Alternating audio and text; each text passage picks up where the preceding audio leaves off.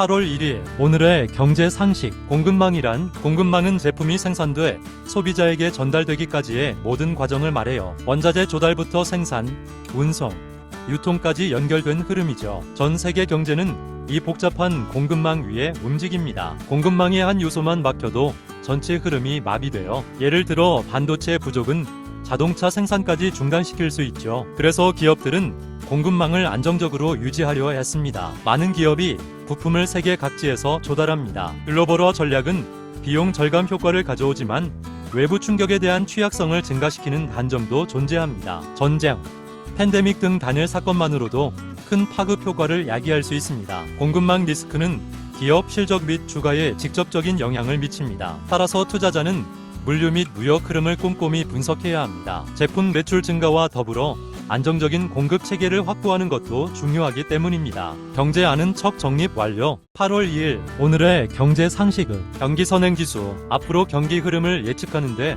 사용되는 지표예요. 소비, 생산, 주가 등 여러 요소를 종합해 만들어집니다. 미국과 한국 모두 이 지표를 주기적으로 발표하죠. 선행지수는 정책 결정자와 투자자의 나침반 역할을 해요. 지수가 하락하면 경기 둔화를 경고하는 신호죠. 미리 대응할 수 있는 중요한 단서가 됩니다. 제조업 신규 주문, 소비자 심리지수, 건설 허가 등으로 구성돼요. 심리가 나빠지면 수치가 먼저 반영되기도 하죠. 그래서 선행이라는 이름이 붙은 거예요.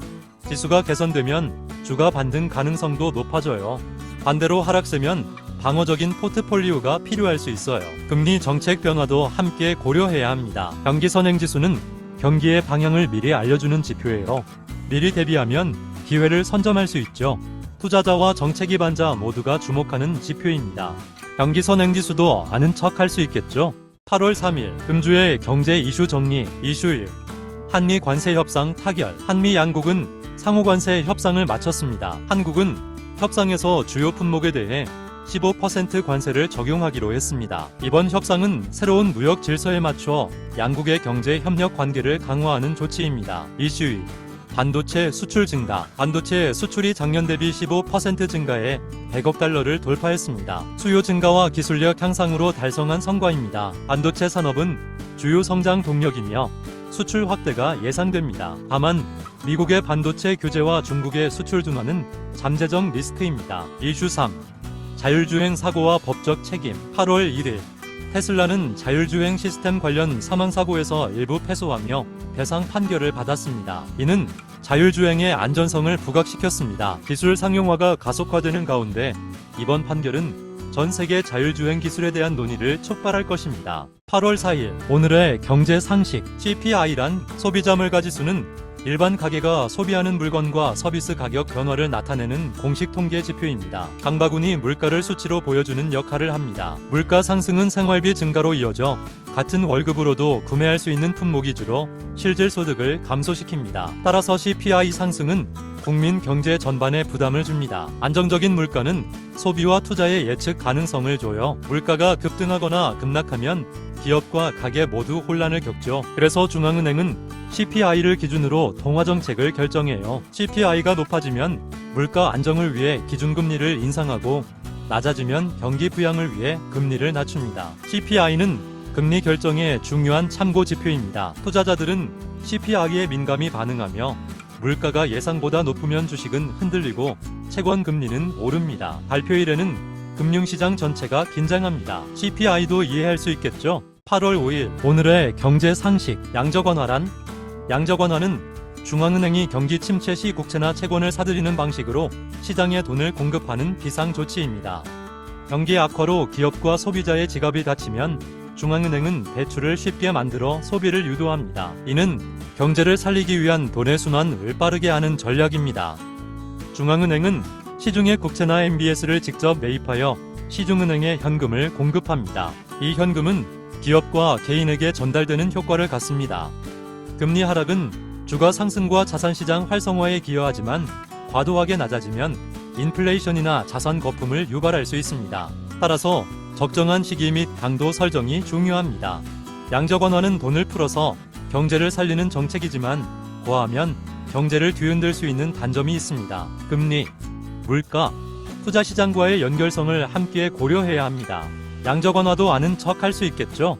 8월 6일 오늘의 경제 상식. 금값의 비밀. 금은 전쟁, 경기 침체, 인플레이션 등 불안정한 시기마다 주목받는 대표적인 안전자산입니다. 하지만 금값은 여러 요인에 따라 크게 변동될 수 있습니다. 금은 이자를 주지 않아 금리가 높아지면 매력이 떨어지고 낮아지면 인기를 끌게 됩니다. 따라서 미국 연준의 금리 정책이 금값에 큰 영향을 미칩니다. 금은 달러화 기준 거래되므로 달러화 강세 시 금값은 하락하고 달러화 약세 시 금값은 상대적으로 상승합니다. 따라서 외환시장은 금값에 큰 영향을 미치는 요인입니다. 위기 상황 시 금 수요 증가로 금값이 오르고 ETF나 실물금 투자도 금값에 영향을 줍니다. 공포지수나 투자 심리도 금의 움직임을 예측하는 단서가 됩니다. 금값은 금리, 달러, 투자 심리에 따라 변동하며 안전자산이라 하더라도 항상 오르기만 하는 것은 아닙니다. 경제의 흐름을 파악하고 타이밍을 잡는 것이 중요합니다. 8월 7일 오늘의 경제 상식. 기업 실적. 기업들은 1년에 4번 매출, 이익 등 분기 실적을 발표합니다. 이 시기 발표 내용에 따라 주가는 크게 움직이는데 특히 예상보다 좋거나 나쁜 결과는 주가를 급등락시킵니다. 매출액, 순이익, 주당 순이익 등 숫자는 물론 경영진의 전망 코멘트도 투자자의 기대치를 반영하는 중요한 단서입니다. 실적 자체보다 예상 대비가 중요합니다. 예상보다 우수한 실적이 나타날 가능성도 있으나 기대에 미치지 못하는 경우 주가 하락으로 이어질 수 있습니다. 대한민국의 경우는 전자공시에서, 미국의 경우가 기업 IR 또는 금융 포털에서 기업 실적을 확인할 수 있습니다. 특히 애널리스트 전망과 대조하며 실적 발표 전후로 거래량이 크게 증가하는 경향을 보입니다. 실적 시즌은 기업의 성적표가 공개되어 주가 방향을 좌우할 수 있는 중요한 시기입니다. 투자 전 실적 발표 일정을 꼭 확인하세요.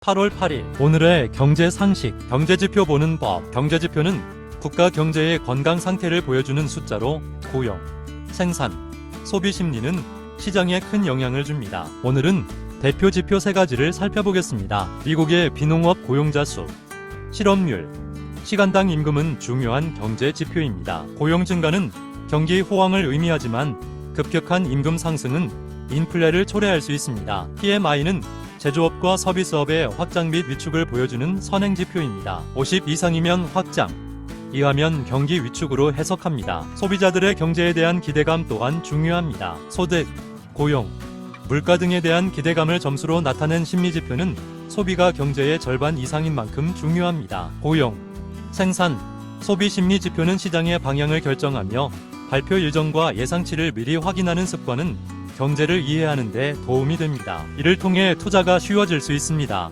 8월 9일 오늘의 경제 상식은 핀테크는 금융과 기술이 합쳐진 용어로 모바일 뱅킹, 간편 결제, 로보 어드바이저 등 다양한 서비스를 포함합니다. 이는 기존 금융기관 틀을 깨고 사용자 중심의 혁신을 이끄는 산업입니다. 카카오페이, 토스, 네이버페이 등은 송금, 결제, 보험 가입까지 클릭 몇 번으로 가능한 대표적 앱입니다. 젊은 세대를 중심으로 빠르게 확산하고 있습니다. 금융 접근성이 높아지고 수수료가 줄어들며 기술로 사용자 맞춤형 서비스가 가능해졌습니다. 비대면 환경 확산과 함께 폭발적으로 성장하고 있죠. 은행 서비스는 창구 위주였지만 핀테크는 앱 기반이며 AI 빅데이터를 활용해 예측형 서비스를 제공합니다. 속도, 편의성, 맞춤형 정보 등에서 차별점을 보입니다. 핀테크는 규제와 협업 속에서 성장하며 중앙은행 디지털화폐와도 관련하여 금융이 미래를 이끌 핵심 축으로 자리 잡고 있습니다. 금주의 경제 이슈 정리. 이슈 1. 대미 관세 합의 호소. 대미 관세가 15%로 확정되자 하는 총재는 정책 부담이 줄었다고 밝혔습니다. 시장은 다음 통화정책 완화 가능성을 살피고 있습니다. 국토부는 구글 지도 데이터 해외 반출 결정을 보류했습니다. 데이터 규제 완보와 디지털 무역의 균형을 놓고 한미 간 긴장이 지속됩니다. 이슈 2. 2분기 경제 성장률. 전분기 대비 0.6% 성장해 예상치 0.5%를 웃돌았습니다. 1분기 마이너스 성장에서 벗어나 1년여 만에 가장 빠른 회복세입니다. 그러나 대미 관세 불확실성과 글로벌 수요 둔화가 여전히 리스크입니다. 이슈 3. 제조업 PMI. 7월 제조업 PMI는 48.0으로 6개월 연속 50 미만입니다. 생산과 신규 수주 둔화가 이어졌습니다. 7월 PMI에서 생산, 주문이 더 줄고 대미, 대일 수출도 감소했습니다. 글로벌 무역 불확실성이 회복을 막고 있습니다. 8월 11일 오늘의 경제 상식은 환율 전쟁은 국가들이 자국 통화 가치를 의도적으로 하락시켜 수출품 가격 우위를 경쟁력 삼는 행위입니다. 수출 의존 국가는 환율이 경쟁력입니다. 원화가 약해지면 삼성전자 제품이 해외에서 더 싸지기 때문입니다. 따라서 일부러 금리를 낮추거나 외환 시장에 개입하기도 합니다. 미국은 강달러를 견제하고 중국은 위안화 절하로 수출 경쟁력을 유지하며 일본은 초저금리로 엔화 약세를 유도합니다. 이러한 흐름이 겹치면 환율 전쟁이 본격적으로 시작됩니다. 수출 기업에는 유리하지만 수입 물가 상승, 물가 불안정 등의 부작용도 커집니다. 특히 신흥국 통화는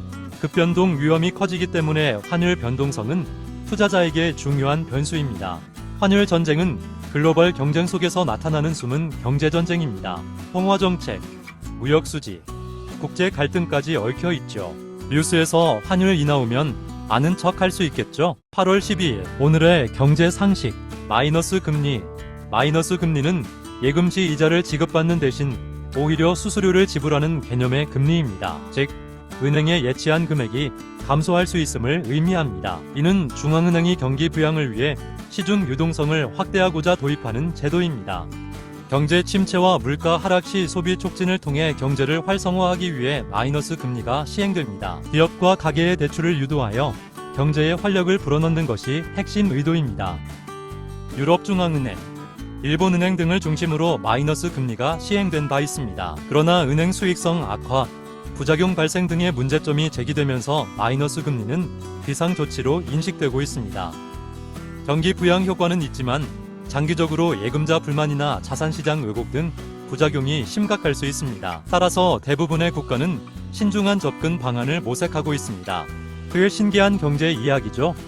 8월 13일 오늘의 경제 상식 비트코인 반감기. 비트코인 반감기는 채굴 보상이 절반으로 줄어드는 시점으로 약 4년마다 발생하며 공급량을 조절합니다. 총 발행량은 2100만 개로 제한되어 있습니다. 공급량 감소는 가격 상승 압력을 높일 수 있으며 과거 반감기 이후 가격 상승 사례가 흔했습니다. 그러나 가격 상승은 불가피하지 않고 시장 상황에 따라 변할 수 있습니다. 채굴 보상 감소는 전기료 등 비용 변동 없이 수익을 반감시켜 수익성 저하로 이어질 수 있습니다. 이러한 상황 속 일부 채굴자는 시장 이탈을 고려하기도 합니다. 비트코인의 반감기는 그 희소성을 강화하는 중요한 이벤트입니다. 투자 전략 수립 시 장기적인 안목이 중요하며 이를 고려하는 것이 중요합니다. 가장 최근 반감기는 24년 4월경 발생했으며 다음 반감기는 28년에 예정되어 있습니다. 이는 중요한 핵심 이벤트 중 하나로 주목받고 있습니다. 비트코인에 대해서 더 잘 알게 됐죠? 8월 14일 오늘의 경제 상식 공매도 주가 하락 시 수익을 창출하는 투자 기법으로 주식을 선취하여 매도한 후 매입 시점에 상환합니다. 즉 주가 하락 가능성을 예측하여 선제적으로 매도하는 전략입니다. 하락장에서 수익 실현 전략으로 활용되며 주로 기관 투자자들이 사용하며 시장 유동성 제공에도 기여합니다. 다만 일반 개인 투자자의 경우 진입 장벽이 높다는 점이 문제로 지적됩니다. 공매도는 시장 왜곡과 주가 급락을 초래하여 외국인과 기관 투자자에게만 허용되는 불공정 거래라는 비판을 받습니다. 한국은 최근 공매도 제도를 개정하여 개인 투자자의 접근을 허용하는 방향으로 나아가고 있습니다. 이에 따라 제도의 투명성과 공정성 확보가 중요한 과제로 대두되었습니다. 종목의 공매도 비중이 높으면 주가 하락 가능성이 있으므로 투자 전략 수립 시 참고하세요. 공매도도 아는 척 할 수 있겠죠? 8월 15일 오늘의 경제 상식 탄소 배출권 기업별 이산화탄소 배출량 상한제를 의미하며 정부는 전체 배출량 상한을 정하고 기업 간 배출권 거래를 허용합니다. 이 제도는 환경 보호와 시장 원리를 결합한 것입니다. 지구 온난화와 기후 위기에 대응하여 탄소 배출량을 줄이면 요요 배출권을 판매하여 이익을 얻을 수 있습니다. 그러나 배출량 한도를 초과하면 추가 배출권을 구매해야 합니다. 거래는 한국거래소와 같은 기관을 통해 이루어집니다. 기업 간 또는 기업과 정부 간의 거래가 가능하며 시장 가격은 수요와 공급에 따라 변동합니다. 에너지 효율화를 통해 배출을 줄이고 탄소 중립 목표를 세워 장기 투자를 늘리고 있습니다. 또한 배출권 매매 전략은 중요한 경영 요소가 되었습니다. 국제 배출권 시장이 확대되며 투자자들에게는 새로운 투자 수단으로 떠오르고 있습니다. 이는 기후경제 시대 필수 제도로 자리매김하고 있습니다. 탄소 배출권도 아는 척 할 수 있겠죠. 8월 16일 오늘의 경제 상식 리츠 투자. 여러 투자자의 자금을 모집하여 부동산에 투자하는 금융 상품입니다. 건물 임대료 또는 매각 수익을 배당으로 환원하는 구조를 지니고 있습니다. 쉽게 설명하면 부동산 간접 투자 방식이라고 할 수 있습니다. 소액 투자로 부동산 수익을 분배받을 수 있으며 직접 부동산을 매입하는 것보다 리스크 분산 효과가 있습니다. 높은 유동성으로 투자 및 매도 시점을 자유롭게 선택할 수 있어요. 임대료 및 부동산 매각 차익 등에서 발생하는 수익의 90% 이상을 정기적으로 현금으로 분배받습니다. 사무실, 물류센터, 호텔, 주거 등 다양한 유형이 있는 리츠는 상장 리츠와 비상장 리츠로 나뉘며 투자 접근 방식이 다릅니다. 증권사 앱으로 간편하게 투자할 수 있지만 투자 부동산 위치와 시장 분석은 필요합니다. 금리 인상 시 리츠 수익률이 낮아질 수 있으므로 분산 투자와 장기 전략이 중요합니다. 리츠 투자도 아는 척 할 수 있겠죠? 8월 17일 금주의 경제 이슈 정리. 21일 8월 초 수출 마이너스 4.3% 감소. 수출은 작년 대비 조업일 감소 주요 원인으로 감소했습니다. 다만 하루 평균 수출은 9.3% 증가했습니다. 반도체와 자동차는 수출 증가를 보였지만 원유, 가스 등의 감소세가 뚜렷했습니다. 이슈2 석유화학 업종 구조조정 예고. 석유화학 업황 악화에 대응하여 구조조정 예정입니다. 글로벌 공급 과잉과 수요 둔화로 국내 가동률 80% 수준으로 하락했습니다. 단기적으로는 투자와 고용 불확실성이 커질 수 있습니다. 설비 효율화와 수급 균형 회복은 업계 체질 개선으로 이어질 수도 있습니다. 이슈3 7월 고용 실업률 2.4%. 실업률은 전년 대비 하락한 2.4%를 기록했습니다. 취업자 수는 17만 명 증가했고 경제활동 참가율도 소폭 상승했습니다. 경기 민감 업종의 고용질은 여전히 불안하며 향후 금리와 환율 흐름이 관건입니다. 8월 18일 오늘의 경제 상식 리스크 해지. 해지란 투자 위험을 줄이기 위해 반대 방향의 포지션을 취하는 전략이에요. 예를 들어 주가가 떨어질 가능성에 대비해 보험을 드는 개념이죠. 투자 세계에서 위험 관리의 핵심 도구입니다. 주식 투자자는 선물 옵션을 이용해 가격 하락을 막을 수 있어요. 채권이나 금, 달러 같은 안전자산도 흔히 쓰이는 해지 수단이죠. 자산 배분 자체가 가장 기본적인 해지 전략이기도 합니다. 시장은 예측 불가능하기 때문에 아무리 좋은 종목도 위험에 노출되어 해지를 통해 손실을 줄이면 심리적 부담도 크게 줄어듭니다. 특히 큰 자금을 운영하는 기관 투자자들은 반드시 활용합니다. 해지는 단순히 전문가들의 영역이 아니에요. ETF나 달러 자산 같은 간단한 방법으로도 충분히 적용할 수 있습니다. 수익보다 더 중요한 건 언제나 리스크 관리라는 점을 기억하세요. 8월 19일 오늘의 경제 상식 ESG 투자. 요즘 투자 세계에서 가장 많이 언급되는 키워드 중 하나는 바로 ESG입니다. 환경, 사회, 지배구조를 고려한 투자 방식을 말해요. 단순한 재무 성과뿐 아니라 기업의 지속 가능성을 평가하는 새로운 기준이에요. 환경 보고, 사회적 책임, 투명한 경영 구조가 핵심이죠.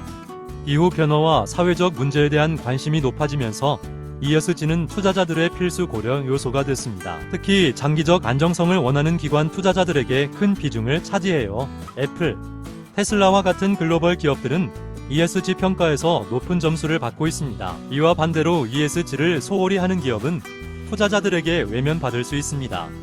ESG는 기업의 가치 창출과 사회적 책임 이행을 동시에 고려하는 투자 기준입니다. 또한 장기적인 투자 안정성과 사회적 영향을 평가하는 지표입니다.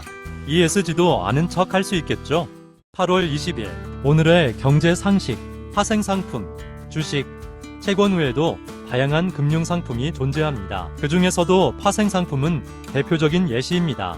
파생상품은 주식, 금리, 원자재 등 기초자산의 가격 변동에 따라 가격이 결정됩니다. 선물, 옵션, 스왑이 대표적인 파생상품입니다. 투자자들은 리스크를 감소시키거나 수익률을 극대화하기 위해 파생상품을 활용합니다. 파생상품은 보험 위역할과 투기 수단을 동시에 지니고 있습니다. 레버리지 효과를 활용할 경우 소폭의 가격 변동에도 상당한 손실이 발생할 수 있습니다. 2008년 금융위기의 주요 원인 중 하나가 복잡한 파생상품이었음을 유념해야 합니다. 한 번 더 요약해드립니다. 파생상품은 기초자산의 가치로부터 파생된 금융상품입니다. 높은 수익 가능성과 함께 높은 위험도 수반한다는 점을 유의해야 합니다. 파생 상품도 아는 척 할 수 있겠죠. 8월 21일 오늘의 경제 상식 국부펀드. 국부펀드라는 용어에 대해 알고 계십니까? 국부펀드는 국가가 직접 운영하는 대규모 투자 펀드를 의미합니다. 자원은 자원 수익, 외환 보유액 및 세수 잉여분을 기반으로 주로 조성됩니다. 이는 국제 금융시장에 상당한 영향을 미치는 투자 주체입니다. 미래 세대를 위한 자산 증식 및 경제적 안정성 제고를 목표로 합니다. 아울러 해외 기업 및 부동산에 대한 적극적인 투자 활동도 진행 중입니다. 노르웨이 국부펀드, 아부다비 투자청, 싱가포르 테마색 등이 이에 해당합니다. 이들은 전 세계 주식, 채권, 부동산 등에 상당한 자금을 투자합니다. 본 내용은 다음과 같이 요약할 수 있습니다. 국부펀드는 국가 차원의 장기 투자 자산입니다. 때문에 글로벌 금융시장에서 주요 투자자로 인식되어 지속적인 모니터링이 요구됩니다. 국부펀드도 이해 완료했죠? 8월 21일 오늘의 경제 상식 인수합병. 기업의 성장은 내부 성장만을 통해 이루어지는 것이 아닙니다. 인수합병을 통해 빠르게 규모를 확대하는 경우도 있습니다. 인수와 합병의 차이를 살펴보죠. 인수는 한 기업이 다른 기업을 사들이는 행위입니다. 합병은 두 기업이 통합하여 하나의 기업으로 재편되는 과정을 의미합니다. 규모의 경제 실현과 시장 점유율 증대가 가능합니다. 또한 기술, 인재 및 자원 확보를 신속하게 이룰 수 있습니다. 기업 문화 충돌, 인수 비용 부담, 실패 사례 등 합병 과정에서 발생하는 리스크도 많습니다. 대표적인 사례로 AOL, 타임워너 간의 합병을 들 수 있습니다. 요약하자면 인수합병은 기업 성장과 시장 지배력 확대를 위한 전략입니다. 다만 성공 사례와 실패 사례 모두 존재하는 전략임을 인지해야 합니다. 인수합병도 아는 척 할 수 있겠죠? 8월 23일 오늘의 경제 상식 금리 인상 대 금리 인하. 중앙은행의 금리 정책은 소비, 투자, 물가에 영향을 주어 경제를 조절하는 중요한 수단입니다. 금리는 가계와 기업에 큰 영향을 미치므로 그 방향은 중요합니다. 금리 상승은 대출 이자를 높여 소비와 투자를 감소시킵니다. 이는 물가 상승 억제와 금융 안정성을 강화합니다. 하지만 경기 둔화나 기업 부담 증가라는 부작용도 동반합니다. 금리를 낮추면 대출이 쉬워져 소비와 투자가 활성화됩니다. 기업 활동이 활발해지고 일자리가 늘어나는 효과도 기대할 수 있습니다. 다만 과도한 인하는 인플레이션과 자산 거품을 불러올 수 있습니다. 금리 정책은 경기 안정과 성장의 균형을 맞추는 핵심 장치이며 인상과 인하 모두 장단점이 있습니다. 상황에 따라 적용되며 개인 투자자도 금리 흐름을 이해하여 대응 전략을 세울 수 있습니다. 금리 인상, 인하에 대해서 아는 척 할 수 있겠죠? 8월 24일 금주의 경제 이슈 정리. 상반기 한국의 원전 발전량이 전년 대비 8.7% 증가했습니다. 이는 설비 효율 개선과 신한울 2호기의 본격 가동 덕분으로 석탄 발전이 16% 급감했습니다. 전력 구조 변화는 장기적인 에너지 정책 재편에도 영향을 줄 전망입니다. 아시아의 미국산 LNG 수입이 정점에 이를 전망입니다. 급증하는 수요로 조달 및 물류 제약이 우려됩니다. 한국의 대미 에너지 구매 약속 이행은 현재 및 과거 물량으로 인해 제한적인 상황입니다. 공급 능력, 기존 계약, 가격 변동성을 고려한 장기 포트폴리오가 필요합니다. 법적 분쟁 합의 후 합작법인 협력을 추진하면서 미국과 유럽 원전 프로젝트 참여 가능성이 높아졌습니다. 이는 미국 원전 확대 기조와 맞물려 한국 원전 생태계의 해외 수주 기회로 여겨집니다. 로열티와 시장 접근 제한으로 인한 종속 계약 논란의 JB를 통한 미국 시장 진출이라는 반론이 맞서고 있습니다. 8월 25일 오늘의 경제 상식 유니콘 기업. 기업 가치가 10억 달러 이상인 스타트업을 유니콘 기업이라고 합니다. 이는 희소성을 상징하는 신화 속 동물의 명칭에서 유래했습니다. 혁신적인 아이디어, 빠른 성장 속도, 대규모 투자 유치는 공통적인 특징입니다. 이러한 특징은 일반적으로 IT, 플랫폼 업계에서 자주 나타납니다. 벤처 캐피털 및 대형 투자자들의 지원은 유니콘 기업 탄생에 큰 역할을 감당합니다. 적극적인 투자 없이는 기업이 빠른 성장을 이루기 어렵기 때문입니다. 쿠팡, 우버, 에어비앤비, 스페이스X 등은 대표적인 유니콘 기업입니다. 일부는 상장 후 글로벌 대기업으로 성장했습니다. 유니콘 기업은 혁신과 투자의 시너지 효과를 통해 성장하는 스타트업입니다. 세계 경제의 새로운 성장 동력으로서 주목받고 있습니다. 오늘도 새로운 상식을 정립했죠. 8월 26일 오늘의 경제 상식 기술주와 버블. 투자 시장에서는 버블이라는 용어가 자주 언급됩니다. 특히 기술주는 버블 현상이 빈번하게 발생하는 분야입니다. 기업 가치가 실질적인 가치보다 과도하게 평가되면서 주가가 급증하는 현상입니다. 이는 주로 투자자들의 기대 심리 및 투기적인 성향에서 기인합니다. 2000년대 초반 인터넷 기업들의 주가가 폭등했다가 급격히 하락했습니다. 이후 일부 기업만 살아남았고 다수는 시장에서 퇴출되었습니다. AI, EV, 클라우드 산업에서도 투자 거품 발생 가능성에 대한 우려가 제기되고 있습니다. 투자자들은 기업 실적을 객관적으로 평가하는 것이 중요합니다. 기술주 거품 현상은 지나친 기대와 투기적 요인에 기인하는 것으로 나타났습니다. 과거 사례들을 통해 투자 교훈을 얻을 수 있습니다. 기술주 투자 시 오늘의 상식을 참조해주세요. 8월 27일 오늘의 경제 상식 스타트업과 벤처 캐피털. 스타트업이 빠르게 성장하기 위해서는 자금이 필요합니다. 이때 가장 큰 역할을 하는 것이 바로 벤처 캐피털이에요. 벤처 캐피털은 높은 성장 가능성을 지닌 신생 기업에 투자하는 전문 투자사입니다. 주식 지분을 확보하여 기업 성장에 따른 이익을 창출합니다. 기업은 시드 단계부터 시리즈원, B, C라운드로 이어지는 투자를 유치합니다. 기업 가치가 상승함에 따라 투자 규모 또한 증액됩니다. 구글, 페이스북, 카카오 등도 초기에는 벤처 캐피털의 투자를 받았습니다. 성공하면 투자 수익은 수십 배로 돌아오기도 합니다. 벤처 캐피탈은 스타트업 성장의 중요한 자금 조달 수단입니다. 높은 리스크가 수반되지만 그에 상응하는 높은 수익 구조를 가지고 있습니다. 꽤나 흥미로운 경제 상식이죠.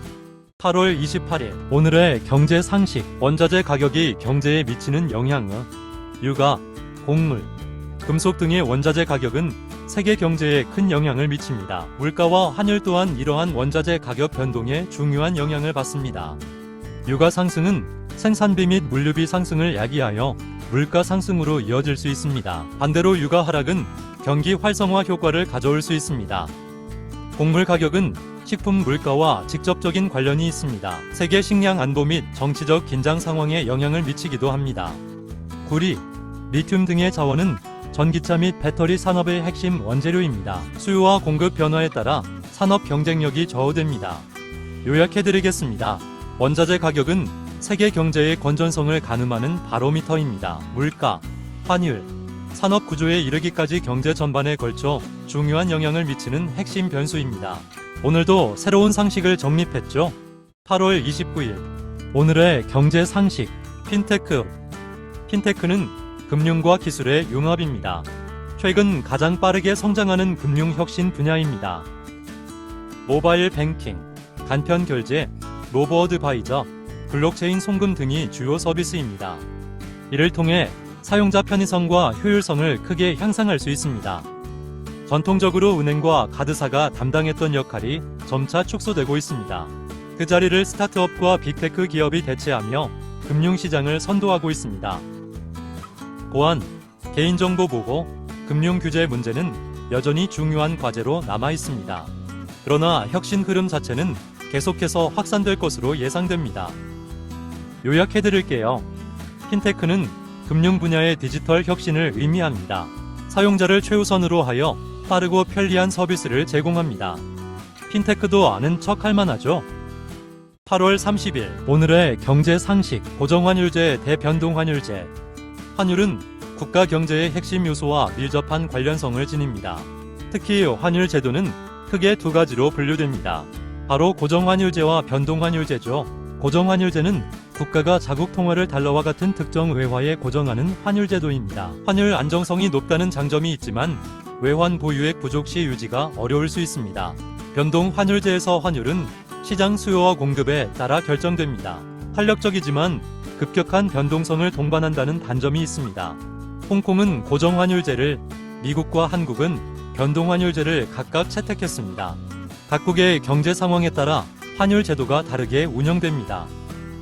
요약해드릴게요. 고정환율제는 안정성을, 변동환율제는 시장 자율성을 추구합니다. 국가 경제 상황에 따라 제도의 선택이 달라질 수 있습니다. 환율의 세계도 신기하죠? 8월 31일 금주의 경제 이슈 정리 이슈 1. 미국의 대중 반도체 통제 강화. 미국이 중국 공장의 장비 허가를 취소했습니다.